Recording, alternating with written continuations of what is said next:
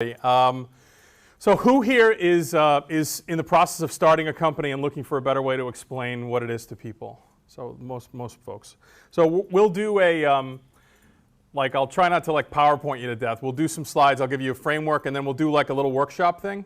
And hopefully you can leave here with something of value.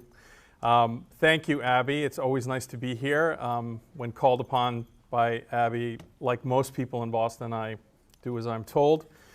So I want to start with two views on marketing. And the first one is by Fred Wilson, who is probably the most prominent VC blogger, a very accomplished guy. And Fred said this at one point, and it wounded me. But it's something that you hear a lot. Marketing is for companies who have sucky products. That at the end of the day, a great product is going to find its market, and that marketing, really not that important, right? This is Jeff Schwartz, who was at Bain at the time. He's back to my companies, also a very good VC. And Jeff has said, startups fail because the dog won't eat the dog food. Not because you can't make the dog food, or because you can't price the dog food, or you can't find a distribution channel for the dog food. But startups fail because you figure out all those things, and at the end of the day, the dog won't eat it. And so, the question to start with is, in thinking about startup marketing, is really, it matters to the extent that you define marketing in a certain way, and to the extent that you define the word startup in a certain way. And so, I just want to start there. Who knows this guy? Steve Blank?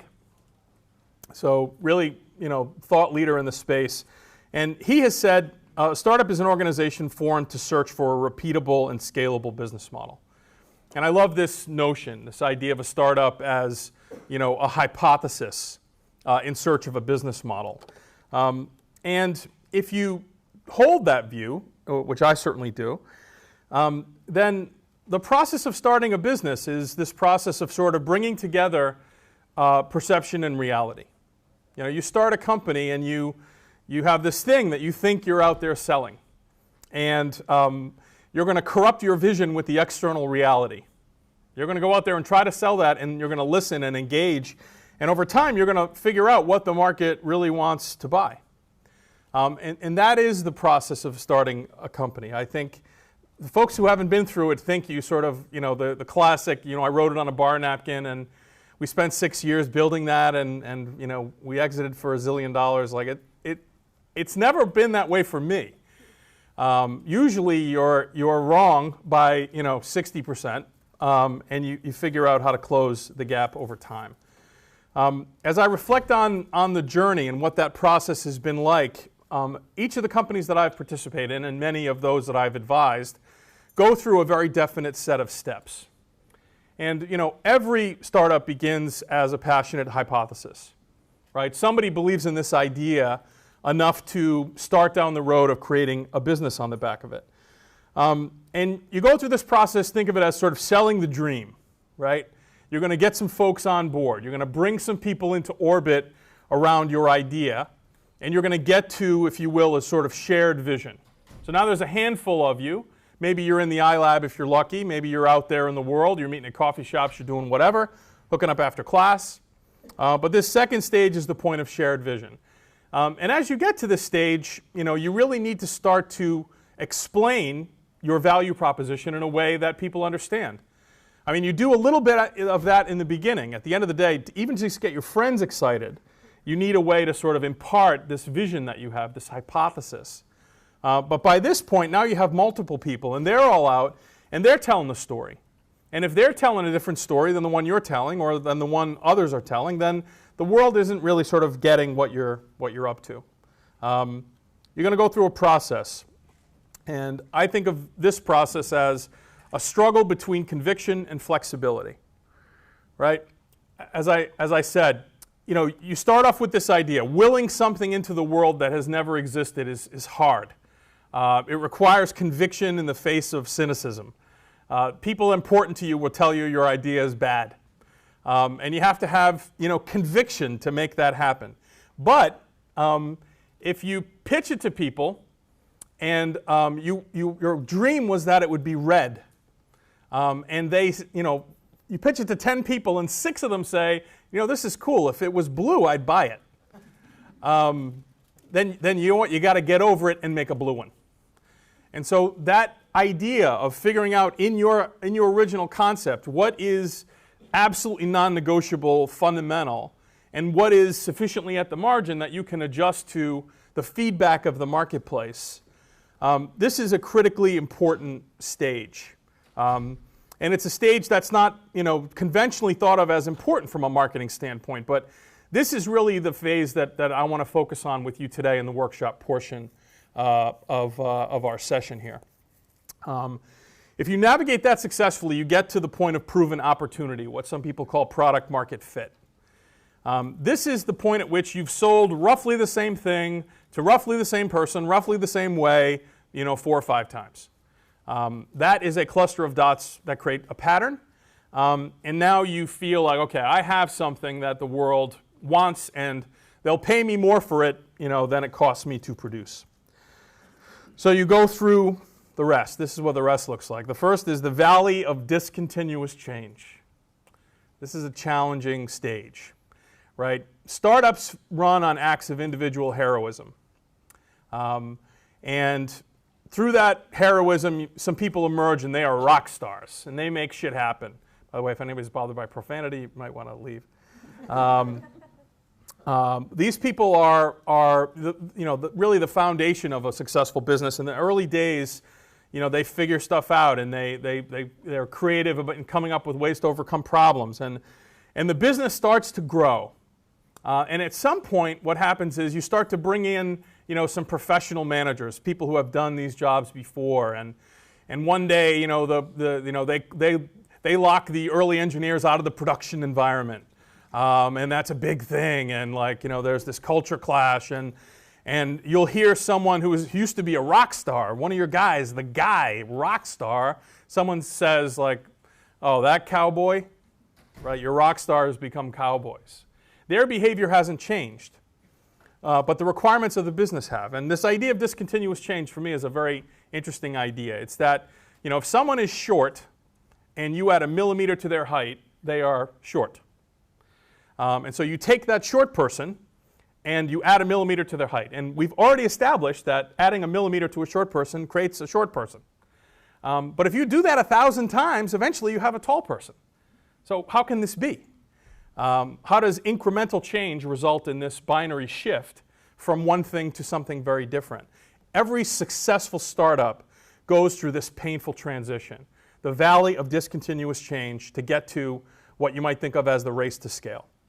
The demarcation point of the race to scale is when one of your investors says, could you go faster with another million? The answer to that question is always, it depends what the pre is. But that notion of race to scale sort of is an exciting part of it, and if you survive that, then you are just riding the rocket. And that's where Actifio is right now. It's very exciting. It's a little too exciting as we come to the end of each quarter, but we're kicking butt, and hopefully we'll have a nice outcome in a year or so. But this is the startup journey, and to bring this back to marketing, the nature of marketing in the first half of this journey is very different from the marketing that gets done in the back half. And given the room, I'm really going to focus on the first half. If we have time at the end, I'll cover some brand stuff and talk about some of that. But I really want to focus on what is marketing from the point of a passionate hypothesis up to a proven opportunity. All right, everybody good? All right. I love this quote. Really smart guy. Albert said, if you can't explain it simply, you don't understand it well enough. And this was a life-changing insight for me.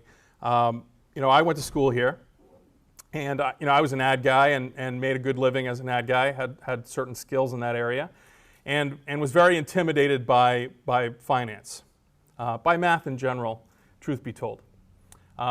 But coming here, people were so smart. They really understood the nuances of it, and it was really empowering for me to have someone who understood something so foreign to me. They understood it so well that it was actually easy to come up to speed.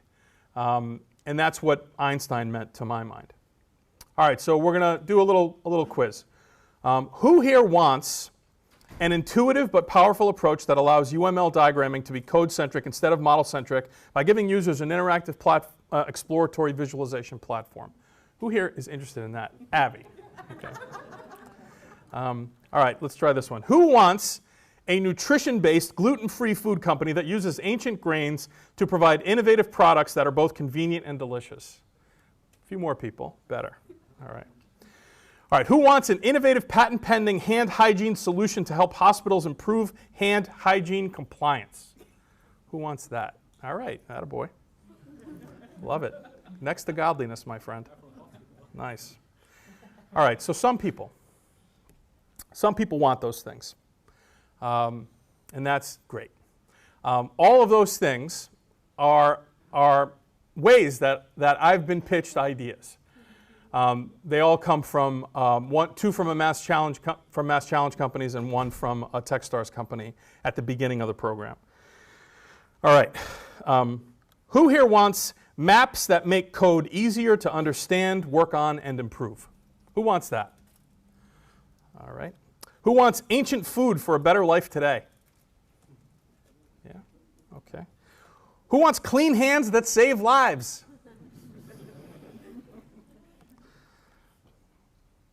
So, the first thing I want to share is that all of you, to some extent, feel the need to articulate your value proposition in this very contrived, artificial, but seemingly professional and elaborate, words like robust and platform, and like I hear it, and it's bullshit. And we know it's bullshit. Investors know it's bullshit. Just explain it to me like I'm 12. Explain it to me in a way that you would explain it to someone you actually liked. I say to people, pretend I'm a person and explain it to me. Just talk to me. And I think this is, if you walk away with only one idea, walk away with that. Just boil your value prop down to something simple and comprehensible. Don't feel like you have to articulate it in some, very contrived and seemingly more professional form.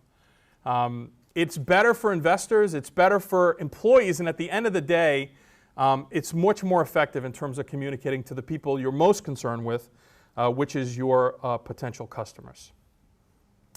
The way people grok an idea is that they start somewhere. You need something shiny and simple, a thought, a sentence that you put out front that you can communicate to someone in 15 seconds. And I need to be sufficiently excited about that idea to want to hear more. And once you do that, then I want to go to the, really? Clean hands that save lives, holy shit. Then I want to hear more, right? Don't feel like you have to get it all in there. And I think this is another, people feel like they got to give you the 3-paragraph version of whatever it is. Whether I'm someone you want to employ or someone you want to invest or someone you want to buy, give me the 15-second blurb in a way that makes me want to hear more, in a way that makes it relevant to me.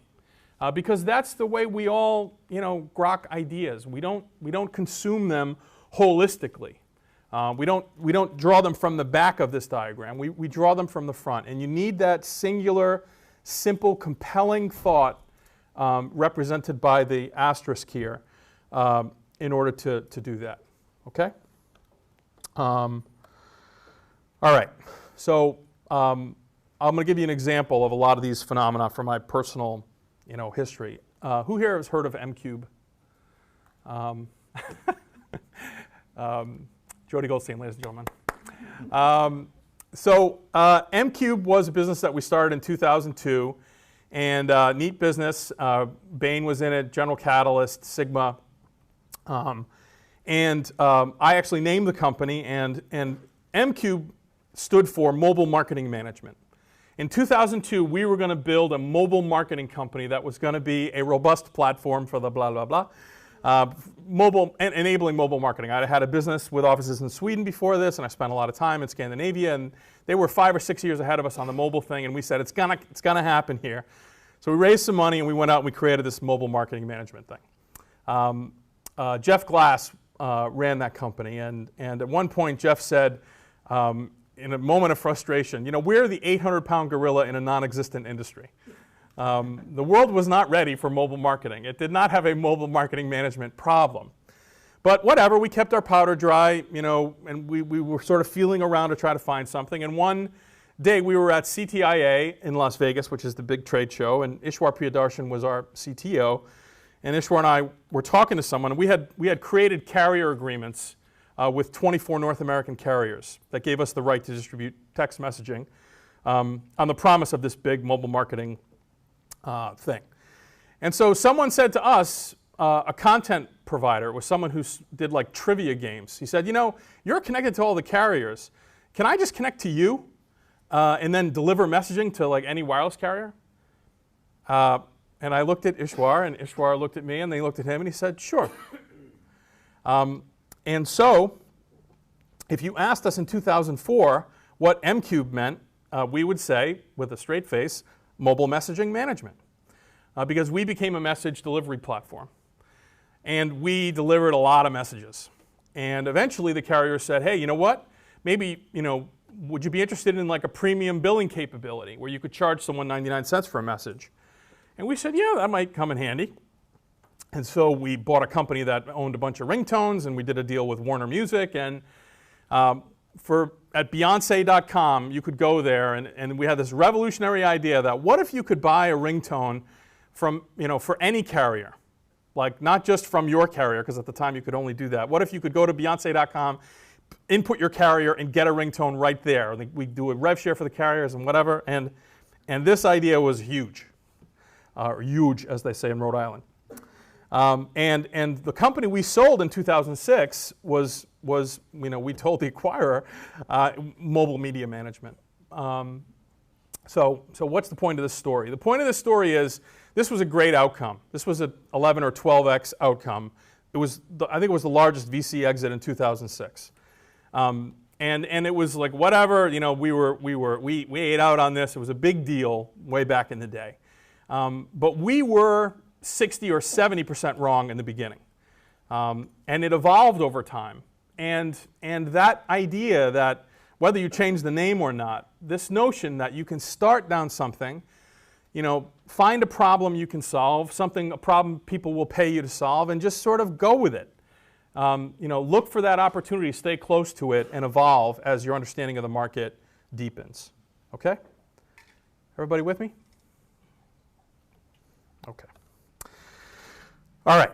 With all that said, in terms of flexibility, you're betting your livelihood on a value proposition that you believe is significant, and you should probably write it down someplace.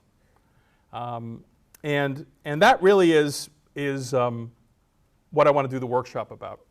So I'm somewhat unique in that I have this sort of brand background, agency guy, and then I ended up doing startups. I'm not even sure how that happened.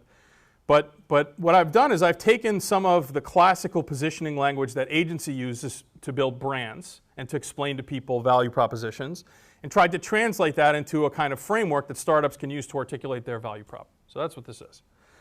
And if you look at a classical positioning, it has really 6 elements. And the first is, who is the target? The target is an actionable universe of buyers. And by actionable, I mean this is a group of people that you can identify and communicate with.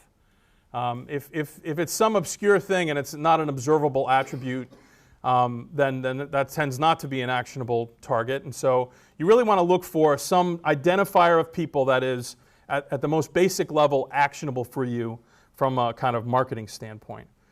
If you had a room full of people in the target, and you were working that room, it was a cocktail hour, and you were trying to figure out who was a good prospect and who wasn't, you would ask a qualifying question. And you would, in that room, over time, identify a segment. There would be some subset of people in the target audience who have some key predisposing attribute that makes them more likely to buy that which you seek to sell. So you're looking for a target, and within that target some segment.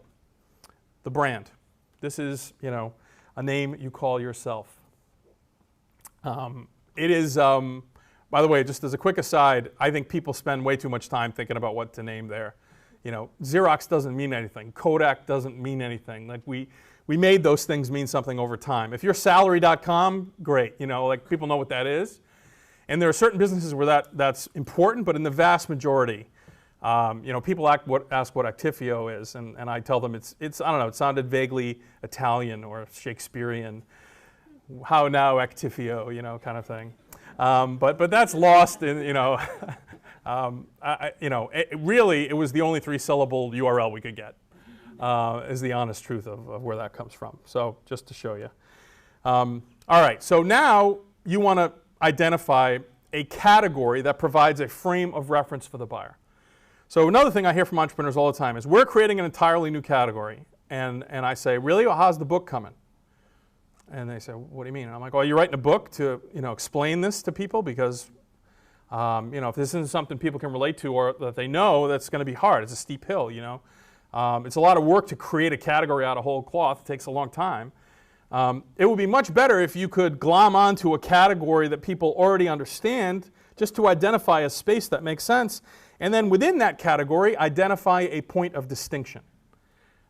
Within the category that provides a shortcut for a buyer to understand what you do, what is your distinguishing characteristic? What is that which makes you unique within that category? And then finally, having made a claim of distinction, what proof can you provide to that claim? Now, proof is perceived evidence of truth.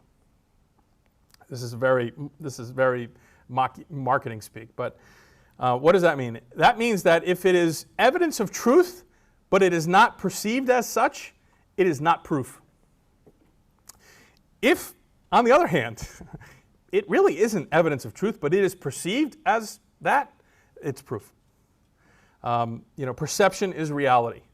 I wish the world were not so, but it is. All right, so target, segment, brand, category, distinction, proof. You figure out these 6 things, you string them together in a sentence, and you end up with something that looks a lot like this. For target, who are segment, brand provides the category with distinction because of proof.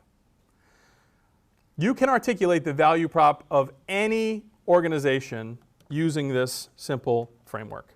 These are made-up examples, more or less. For drivers who value automotive performance, BMW provides luxury vehicles that deliver joy through German engineering. Is German engineering evidence of the ability of a machine to deliver joy? I don't know. People think it is. And so, you know what? It is. Here's another one. For people around the world, Coca-Cola is the soft drink that is the real thing since 1886. We actually use this for Coke.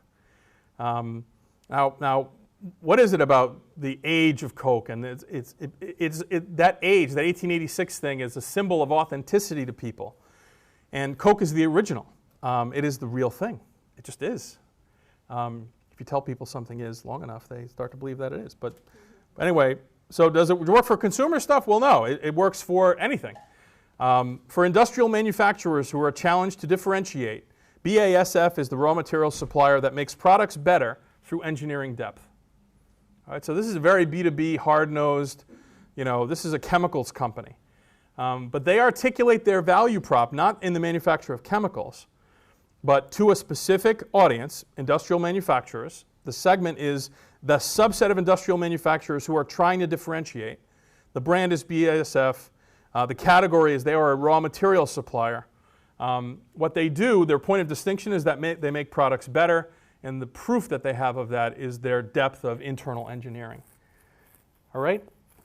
So this is a very effective construct. And once you figure out something, I think of it as kind of scaffolding. You force yourself into these buckets and into an articulation of your value prop that maps roughly to this structure. And then, if you want to cut some corners or take some scaffolding down, once the building, comes in, knock yourself out. Maybe you abbreviate it, you shorten it. But it really is an important way to kind of begin. Final comment on this before I give you an example is that Remember that wherever possible, this is true of any communication, but I think particularly with respect to articulating the value prop of a business, you want to try and tell a story. Stories are much easier for other people to grasp. That's why they're incredibly effective. And this is a biological thing. Bullets are nice, very rational, you have these sentences with these awkward constructs where you can have a story, a bad guy, a good guy, a problem, and you can create that kind of a narrative in the way that you articulate your value prop, you're going to win. All right, so Actifio. So this was the way that they were explaining what they did in the very early days.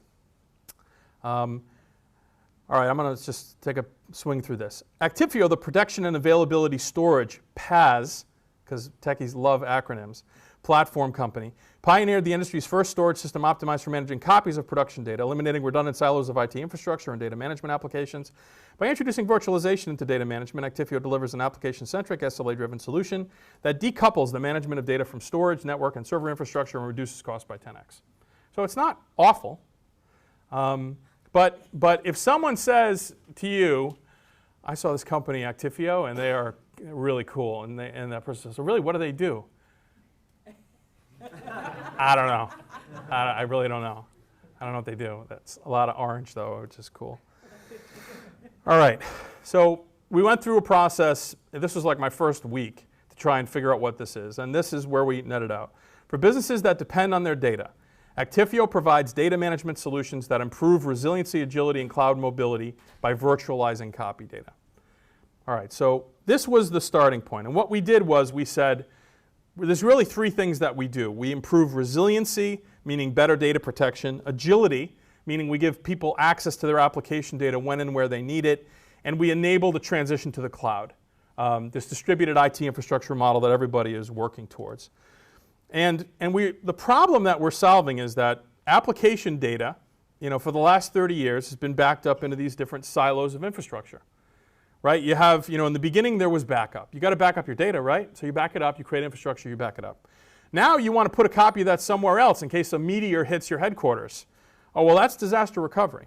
So what we're going to do is we're going to make a copy of your application data, and we're going to take that and we're going to put that somewhere else. And you're going to buy a separate system to do that, and you're going to need some extra storage because you're going to make another copy. Is that cool? Great. Business continuity, you want that back faster? Okay, we're going to give you a separate infrastructure to do that. It's going to make a copy of your application data, and we'll sell you some storage because you might need some extra storage for that. You want to build applications? You need copies of production data to do that? Oh, that's dev and test. Yeah, we have the product for you, and we're going to sell you a little more storage because you're going to need that, right? All these silos of infrastructure making copies of the same application data without knowing what copies already exist. You can't draw, make a simple path to pull stuff out of this. Once you create this infrastructure, your application data is bound to it. It's locked up in these silos of infrastructure that serve EMC's interests, but not yours. So this idea, so now we have a kind of narrative. And what we said is our technology, we have 36 patents pending or completed. It really does three things. We capture application data. We do that at the block level, at the lowest possible level, in the native format of those apps so you can recover them instantly, and according to an SLA that you can define in just a few clicks. We run that through a system we call the virtual data pipeline. We let you manage it as a single golden master that you can put anywhere on your infrastructure and that we update incrementally over time. And once you have that, you can spin up a virtual copy for any use, for anything. And you can have it instantly wherever you want, have instant access to that without provisioning more storage, without needing infrastructure. Actifio enables you to capture application data, manage it in the most efficient way possible, and use it when and where you need to. Actifio is copy data virtualization. We're virtualizing data in the same way VMware virtualized compute and Nicira virtualized the network. All right, so that narrative, right, which I can, my daughter understands that. She's just very smart, but she's, 14. getting to that from this sort of like, really deep technology and something, this is a really hard thing to understand, the virtualization of data. But we were able to tell it in that sort of as a story that starts with like, 30 years of backing stuff up into, has a bad guy. The big storage guys kind of benefit from this, but we got it to a place where it's like, that's a simple way to articulate. All right, so when I talked about, starting with the structure, that notion of what are the big benefits, resiliency, agility, and cloud, how do we get there? It's these silos of infrastructure that we want to break down. We're going to virtualize that. That got us to copy data virtualization, and then that led into this story that we tell about how it works, and things are going pretty well for us. So anyway, that's really what it is. All right. So I've been talking at you for a while now. Here's what I'd like to do. So we're going to pair off. If you're here with multiple team members, like pair off as a group. And what we're going to do is we're going to find another team or another individual who's got a business. And what I'm going to ask you to do is I'm going to ask you to articulate the value prop of your business using this framework. Don't give them the robust platform for the blah-de-blah. Give them for target who our segment, brand is the category with distinction because of proof. How do you articulate your value prop to this other group? And I want you to say it to them, take a few minutes, gather it together, say it to them, and see if they understand it. And if they don't, try again. All right, so we're going to take 15 minutes to formulate that idea. I want everybody to do that. Then we're going to take 15 minutes of pitching, and what we're going to do is we're going to pitch each other and try to get to a place where we can refine that. And then after the first group has gone, the second group, we're going to switch, and then they're going to do the same thing to the group that just pitched them. All right, so we're going to take we're going to do this in multiple 15-minute segments. We're going to we'll pair off real quickly. We'll just do that together.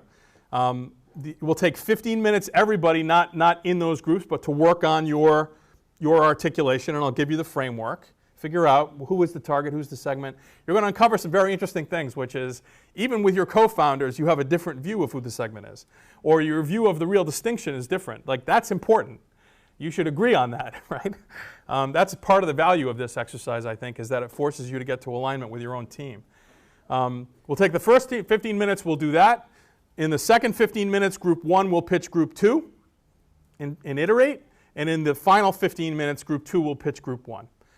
When we're all done here, I will ask for volunteers, and you can share your pitch, and we'll work on it together. Through the course of the exercise, I'll be walking around. I'll get to every group, and whatever I can do to help, I'm happy to do it. But what do you say we do this now? Cool? All right. This is it. We're going to take 15 minutes, so we're going to stop at 3 o'clock, and we're going to work on our articulation. Then we'll create a group. You'll be able to pitch them, work it through, and we'll go from there.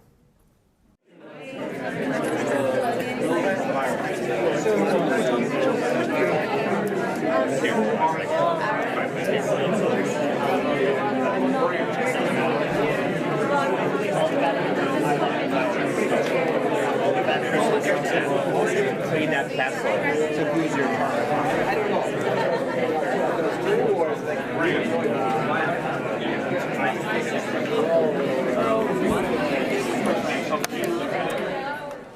All right, guys, let's kind of bring it in here.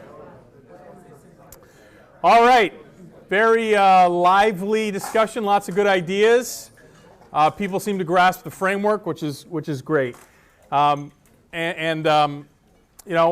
couple of things worth sharing. The first is that don't hold yourselves to the standard of perfection, right? What you're looking for is a comprehensible articulation of your hypothesis. And you're going to go out in the world and you're going to try that on people. And they're going to give you one of two looks, either this, which is bad, or this, which is good. And you're going to shape this thing, evolve it over time, so that you get more of this. One of my favorite books about marketing is a book called Born Standing Up. It's the biography of Steve Martin. And it's shaped my views in a lot of profound ways, believe it or not.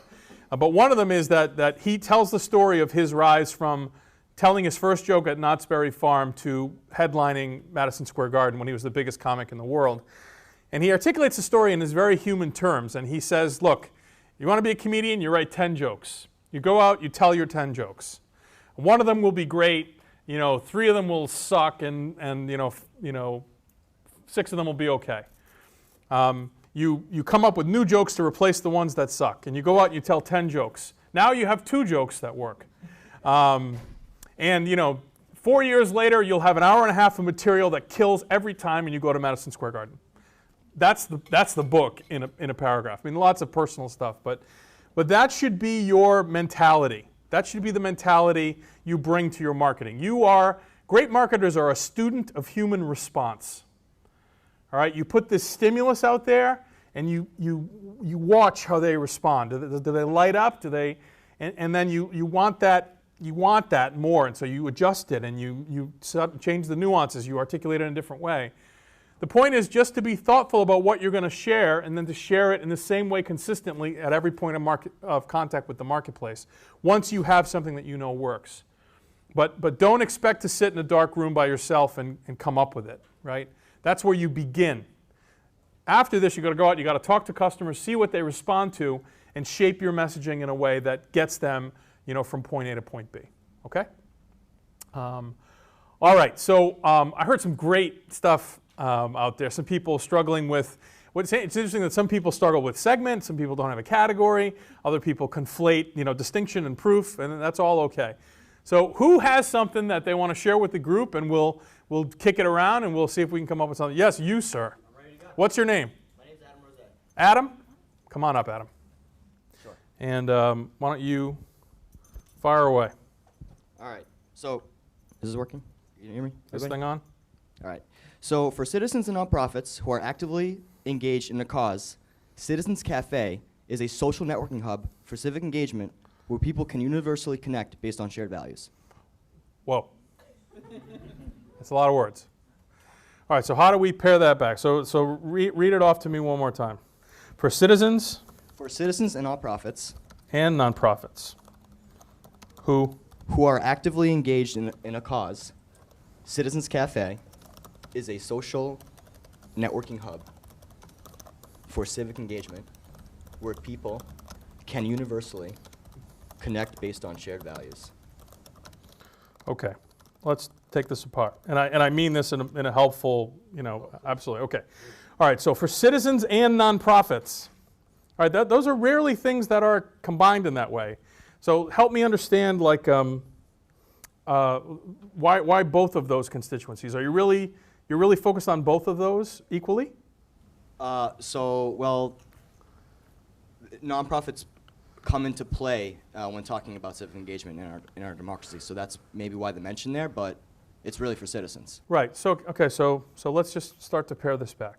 All right. So citizens, nonprofits are comprised of citizens actively engaged in a cause, right? So this is redundant in some sense. So for citizens actively engaged in a cause, Citizens Cafe is the social networking hub. All right. So it's when you say describe it for me, what is the manifestation of this thing? So it's an online platform. Yeah. So it's a social network that basically allows people to connect based off values they want to see in their communities. Right. So can we say it's a another way to do this would be to call it an online community? Like, and I'm asking the question: who knows what a social networking hub is, and like has a clear sense of that? Who knows what online community has a clear sense of that? Okay, so online community seems to like. How about just social network? Social hub? Hub is too vague, I think. That could be That's what we had it first, and then we iterated to this. Right. Is the social networking hub. I feel like there's a little bit of a stigma in social networking. It sort of trivializes what is an important function. What's that? I think online platform is great. Online platform? People love the platform. So the point of this company is to be literally the hub for civic engagement. Okay. No space for.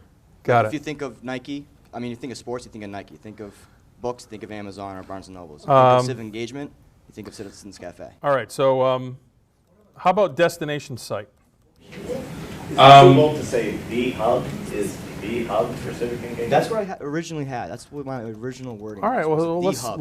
let's then you got to say it's online. You got to say something to modify hub. Is the online hub? Online hub. People like that? Okay. For civic engagement, okay. Now, people are, when you say civic engagement, I'm obviously engaged in a cause. Why is this a better online hub than the myriad other online hubs for this? Like if I'm interested in, let's say my thing is like saving the beaver. I want to save the beaver, and I can go to savethebeaver.com, right? And I can interact with other people there. Why is this better than What that? if you don't know what you're interested in and you want to use civic engagement? Well, there's this thing called Google, and I can Google and find there's other people interested in saving It's beavers. going to take you 3 months to figure out what you're interested in. But why, is there something about the mechanics of the way this is set up that's unique among the destination sites I can go to interact with people who are like-minded? It's a discovery engine is what I'm gathering. You can browse through beavers and rivers and all the other stuff that you may want to save in one place. So the idea is pretty big actually. So there's a couple parts to the process here. So number one, we're trying to change the way democracy works in this country. Yep. And so the problem right now is that it's very difficult to find out verified information online these days or anywhere. Right. So the first part of our platform is to provide a software that allows people to collaborate online together to verify information. So that's step one.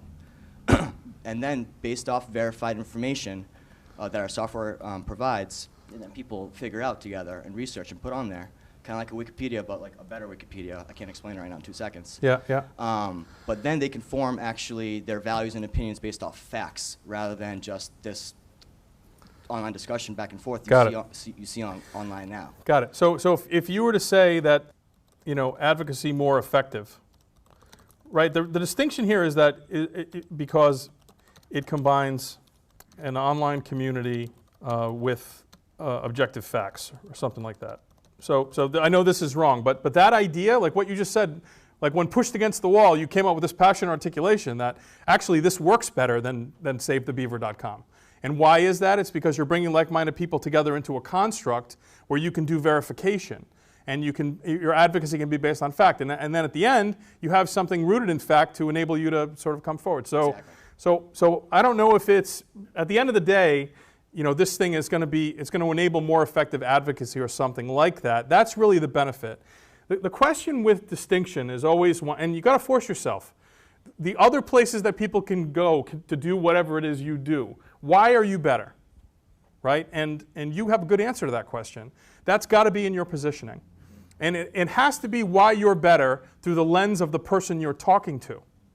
It has to be a benefit to the user that is compelling to them. Yes? What if you believe that the distinction is that you're the first one doing this specific thing? And what do you say then? Well, why is it better for the user? I understand why that may be better for the user. At the end of the day, why is that? There's a first mover advantage that manifests itself in terms of a user benefit. I mean, initially, I guess you're the only place where you can do whatever it is you do. So there, the competitive distinction isn't, it's somewhat different. But again, it has to be a benefit as perceived by the user. And at the end of the day, if you're saying like, look, you guys are like farting around trying to save beavers in all these different places, if you come and you engage in our platform, what you'll be able to do is collectively vet a set of facts that enable you to be a much more effective advocate for this thing. And, right. and also on top of that, the other part of it is the brand. So like I said before, like when you think of sports, you have an instant brand to think of. You want to own it. And so we want to basically create a brand when people think of civic engagement, instantly in their heads they think of Citizens Cafe. Like this is the hub, literally. Okay. You don't have to go to savethebeavers.com. We'll link you there if you want to our platform, but come here first. Right. So another way to do this would be, like this is a little turn of phrase that is also vivid. That you're saying that it's for people interested in impact and not just conversation. Like this isn't a site for whiners to go and whine together. Right. Like this is, the person you're attracting is someone who's a passionate advocate, and you want to give them the tools and the infrastructure they need to come together as a group and come up with a set of facts that are going to be compelling to people who feel otherwise about this activity. Right, so we don't have the sort of final answer here, but these ideas of what makes this unique, like you want to lead with those, put those out front, because there's some very powerful ideas in what you just articulated. And sometimes it's like, you just got to force yourself to get past the sort of fluffier stuff to sort of say, substantively, this is unique, and it sounds like it is. So anyway, I would sort of work from that. Cool. Awesome. Thank you. Okay. All right, so great exercise. So people starting to get it. So who else wants to come up and yes, ma'am. Thank you. Hi. Hello. For professionals looking for more fulfillment, Whole You is a career consultancy with a holistic approach to building a balanced, purposeful life. Ooh, okay. No, that's okay. I sort of got it. I got it mostly. All right, for Professionals looking for more fulfillment, Whole You is a career consultancy with a holistic approach to building a balanced, purposeful life. Okay. All right, so I get it. So at the end of the day, what the user is interested in is building a more balanced, purposeful life, right? Right. Right. So is this for people who are specifically looking for more fulfillment, or anyone who is looking to make a job change that has to do with the whole person and not just, making another 10 grand? Like it's not just people who are, like, most people don't know that a job change is an opportunity to have more fulfillment, Like there's something unique in that idea. So it's for job seekers looking for a better life. Well, let's start with better and then we'll clarify. It's very hard to do this democratically, so I apologize if I run over anybody. For job seekers looking for a better life, and not just a better job, implicitly, Whole You is the career consultancy, and so this is I engage you as a sort of life coach, or is it an online thing, or what is it? It's advising and educational media. Okay. So there is online content and a TV show. Right. Focused on creating a more balanced and purposeful life with a holistic approach. All right, so the holistic approach, do people believe that an holistic approach will lead to a more balanced and purposeful life? So the idea is you're taking into account my needs as an individual, my emotional needs, like a comprehensive assessment of the things that I want. And I'm going to go to that. I don't get that at Career Builder, right? They ask me for my whatever. It's been a while, but so do people buy holistic approach as evidence of a career consultancy's ability to deliver this more balanced and purposeful life? Do people buy that as proof? Who does? Okay. All right. So this holistic approach, tell me a little bit more about it. Do you interview me? How do you take this approach? What's proprietary about your methodology? There is an assessment, and there's 3 core areas that I look at. So wellness, career, and service. Right. Wellness of mind, body, because people could have a career and they don't get enough sleep, they don't eat well, they're not, of sound mind, they don't meditate, so then, Right. I assess where they are and then offer solutions and support and inspiration and motivation around those areas that will get them to reach the goals that they'd like to and integrate them. Right. So rather than being focused, at the end of the day, the user benefit is it's that you deliver a more balanced and purposeful life because it's focused on the whole you. Right. So there's something in your name, right? You chose that name for a very good reason, which is that's sort of the essence of this thing, right? So for job seekers looking for a better life, Whole You is the career consultancy that delivers a more balanced and purposeful life because it's focused on the whole you. All right, everybody know what that is and get a sense of that? So I think that's a starting point. But that notion, I love the name. And I think that is your proof. And I think you want to call that out. You want to create that association. And that begs the question of how? And then you can articulate what you just articulated in terms of your methodology, which I buy that completely. Sweet. So I would start with Thank that. you. Can I take a picture of that before you Yeah, change sure, it? Okay. sure. Thanks. All right, we could probably do one or maybe two more. Yes, ma'am. There you go. So I'm struggling with the format a lot. Okay. So Navitome offers small and medium-sized businesses an easy, secure online tool for walking their employees and customers through complex processes. Okay. Navitome offers. Small and medium-sized businesses an easy, secure online tool for walking their employees and customers through complex processes. Okay. I have no idea what that is. All right, so who is the target? Who buys this thing? Small to medium-sized, usually service-based businesses or nonprofits with 500 employees or less Okay. in the U.S. All right.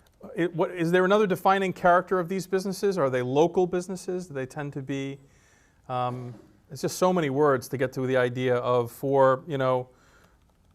is it like, what's the upper limit of the size of business that you feel like you could help? 500 employees. 500 employees, It's okay. actually who it's not. So we're not talking about people that are looking for like an integrated enterprise software solution. Got it. So we call that the mid-market in our business. So if we were to say for mid-market businesses, and that's distinct from small business or enterprises, right? So mom and pop on the street corner, probably outside the target too, and enterprises outside the target. So it's really mid-market. So for mid-market businesses. It could be a sole prop like a certified financial planner. I could Okay. see using. Okay. Right. So it could be a financial planner. Okay. All right. Well, we'll come back to that. So Navitome is what is it? Have you ever used TurboTax? Yes. So what we do is we give people that have complex business processes the ability to make something like TurboTax, but for whatever their business process is. Oh, okay. So say if I'm a CFP and I've got this customer onboarding, I need you to bring these 20 things in for your first meeting. They lose a lot of customers because what they're doing is sending a 5-page set of instructions that nobody can follow. Or say I'm a community college, I'm gonna have effectively 11 to 12% of the people who start the application process finish it. Got it. It's a complex workflow. It's variable. And so what you're actually trying to do is give people the information that they need when they need it and not ask them to interact with a bunch of information that's not relevant or at the wrong time. Got it. That's what our tool does. Okay. So if we could say that is the secure online tool that makes it easy, is always good, to bring complex processes online because it, convince me, prove to me that you can, what is it about your approach that makes it easy to bring complex processes online? So for the person who's creating the process, we're like business process management software. Some processes map like decision trees and not like linear flows. Yeah. You can do that in our software. But for the end user, I mean, you'd never hand a BPM solution to your customers or to somebody trying to apply to community college. That's awful. Sure. So for the end user, it's like courseware. But for the person that's mapping out the process, it has the ability to map all the variability that BPM could do. Okay, and do I need any specialized skills as the business owner who's putting this process online? If you can handle drag and drop, you can use our tool. Got it.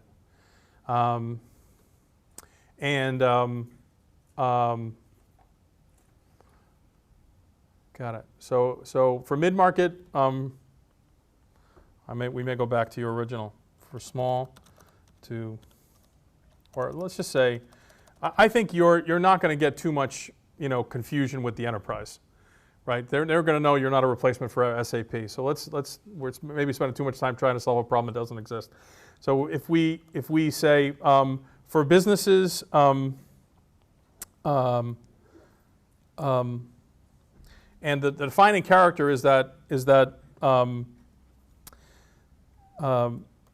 they require a complex business process, right? Yeah. It's not a one-size-fits-all process. Yeah. For businesses, let's say delivering a complex business process, or that's perhaps not the right word. Navitome is the secure online tool that, At the end of the day, this is going to make me more money. It's going to bring me new customers. What's the benefit to me as this user? I'm a small business owner. How is this going to help me? One of the main things is that these types of processes keep people from getting customers. Right. Think about community colleges and CFPs. So it's a customer onboarding problem. But the other thing is, as a training solution, it can be used in the enterprise. If I don't want to get up from my desk and walk over to your desk every time I need to show you how to do something, then it's a cost savings as well, because it allows you to systematize your business processes. Right. So you would really need to pick which of those, or discover over time, which of those two value props was more compelling to your target. And that, if you were standing at a trade show and you're going to talk to 10 people, with 5 of those people, tell them that you're going to bring them new customers, and with 5 of them, tell them that you're going to reduce the labor intensity of delivery or something like that. You're going to give them more leverage in their business. My instinct is that finding new customers will have more appeal. That brings new customers to you. Another tough one. So for businesses, but let's just sort of say structurally, what are we trying to do? So for businesses, right, I think that's fine. And if you have a room full of business owners, the ones you're looking for are the ones that are defined by some complex process or interaction, right? Navitome is what is it? A secure online tool. You had that. And what's the benefit? The benefit is that you're going to bring new customers to them. Okay, so you're making the claim of the ability to bring new customers. And the support for that is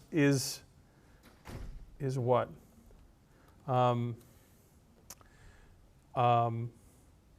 What specifically, at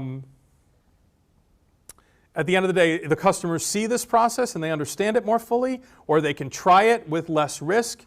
What is the mechanism by which this brings me new customers as the proprietor of one of these businesses, do you think? It's just easier to get through the process. So if somebody asks me to do my taxes and hands me IRS Publication 17 and a stack of 57 forms, I'm going to get levied because I'm not doing my taxes. Got it. But if somebody gives me TurboTax, I can do that. I will do that.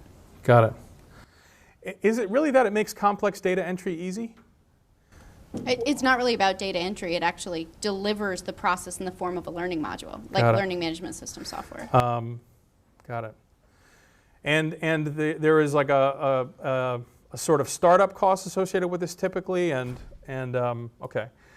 So what are your thoughts on, like, what's the proof point that you can bring me new customers? What is the mechanism? What can you say to me that would convince me of your ability to do that? It makes it easy to get through your onboarding process. Right, because it makes onboarding easy. That's pretty compelling.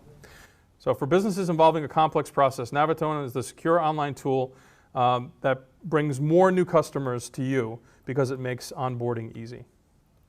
Would you recommend it not being stated as reduces customer attrition, sort of as a negative, versus saying it brings new customers, it actually is reducing your attrition rate, which is, I think, what you were saying is the real problem? Yeah, reducing attrition is I think, harder to wrap your head around than the visceral benefit of bringing me new customers.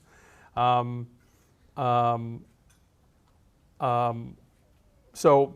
that is another route. And again, there are no right answers here. That may be something else you want to try with different people to see what works. But I kind of understand what this is. Like, now I understand what it is. And if you were to start with something, and again, this probably needs to evolve through a few more cycles, but and there may be some other way to sort of identify the nature of the business, the segment. But I think that's okay. But I think what's interesting is that you had suppressed the most important thing, which is what's the benefit to the user. At the end of the day, your value prop to your customer is that you're going to make it easier for them to find new customers. So the headline on your website is "Get New Customers Easier" with Navitome. Like that's a really important idea. You want to lead with that. That's the benefit, and then the mechanics of how you do that comes second.